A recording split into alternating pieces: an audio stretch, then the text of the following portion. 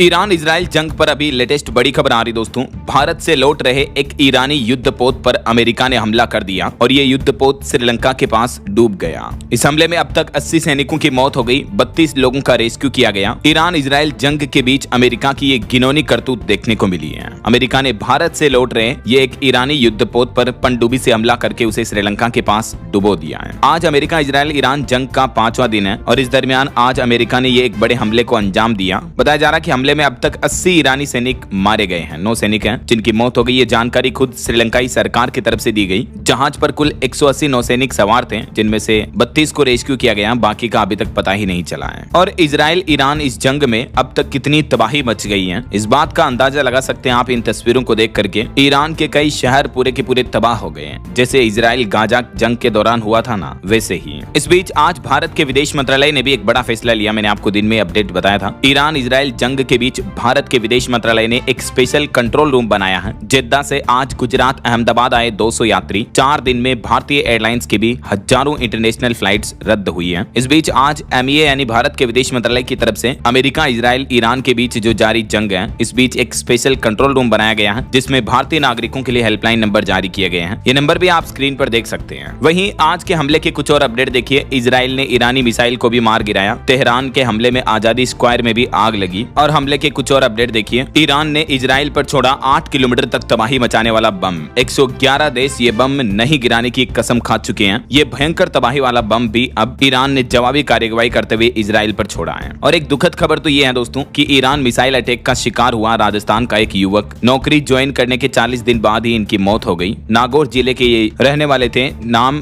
दिलीप सिंह। लेकिन बड़ी दुखद बात है, ईरान इजराइल वॉर में राजस्थान के ये युवक की भी मौत हो गई। अभी 1 महीने पहले तो नौकरी करने ओमान पहुंचा था। ये रोजी रोटी के लिए 7 समंदर पार गया। मौत की खबर सुनते ही पूरे परिवार वाले बहुत दुखी हैं। इनकी मां बेसुध हो गई। परिवार में कोहराम सा मच गया। आखिर इतना जवान बेटा जाएगा तो किसे दुख नहीं होगा। जरा सोचिए इनके परिवार वालों पर क्या गुजर रही होगी। सरकार को इनकी फैमिली को जरूर सहायता देनी चाहिए। और इस बीच ईरान के नए सुप्रीम लीडर को भी इजराइल ने धमकी दी और कहा कि चाहे जो भी नया सुप्रीम लीडर बनेगा वो हमारा निशाना होगा। अभी मीडिया रिपोर्ट्स आ रही कि जो ईरान के पुराने सुप्रीम लीडर थे खामेनेई, उनके बेटे मोजतबा को चुना गया है ईरान का नया supreme leader. Assembly of experts ने भी नए लीडर पर मुहर लगा दी है। लेकिन खामेनेई के युग के अंत के बाद अब ईरान ने यह भी सख्त चेतावनी दे दी है कि जो भी नया सुप्रीम लीडर बनेगा वो हमारे टारगेट पर होगा। हालातों को देखकर ऐसा लगता है दोस्तों कि यह जंग अभी भी रुकने वाली नहीं है, लंबी चल सकती है। और इस बीच पेट्रोल डीजल का संकट भी देखने को मिल सकता है।